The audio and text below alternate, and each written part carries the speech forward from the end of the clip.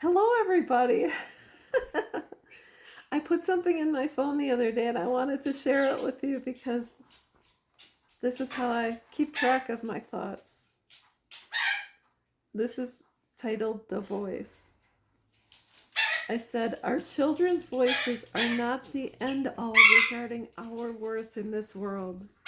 There are plenty of people who value me so much more than my children ever did. You're going to say, how dare you say that? My kids are important. They're the most important people in my life. But I'll tell you what.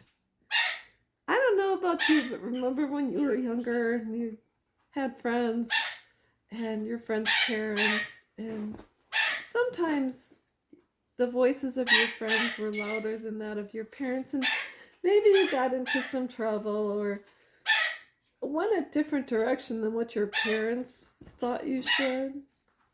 So all I know is that when you think about that and you're going through a challenging time with your son or your daughter and they call you names and say that you were worthless or you were a bad parent,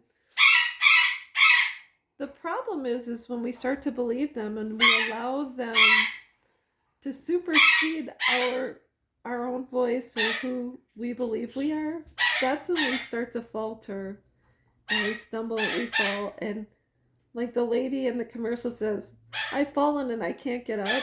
You need a lifeline. You need a little call button. And you need to say, even if you call me a B, which at one point or another, each one of us has called our moms because moms in general sometimes can be tough.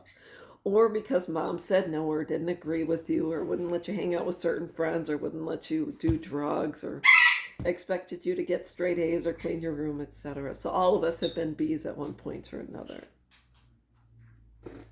But herein lies the problem.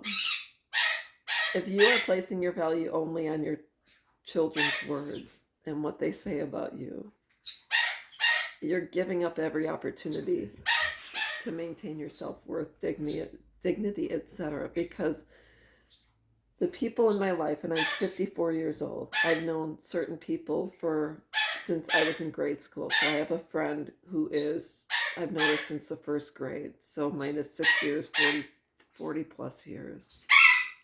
My children are in their 30s.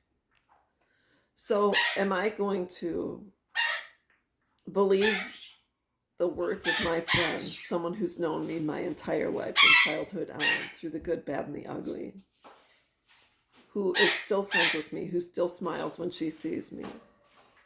Or am I going to take the words of my children, which are hostile, mean, negative, etc., and say, well, I say to my friend, well, what you say about me isn't true. So even if you say I'm a good person, my children say I'm not. So who's right here?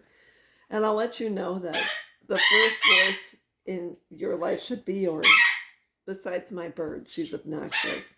That's Bailey. She's an old lady. She's probably just hard of hearing.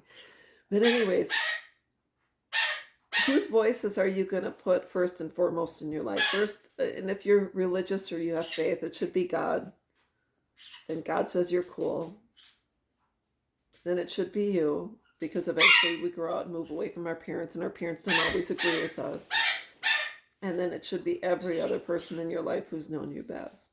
I'm not saying your children shouldn't be important, but unfortunately, at some point in our lives, we may have made them more important than any other voice in our life. So with that being said, whose voice are you going to listen to? Even if my daughters call me the B word, a 5-letter word doesn't define who I am. It doesn't encompass my entire identity on this world. And have I been that? Absolutely. I have been that, I'm sure, to people that I've been in relationships with.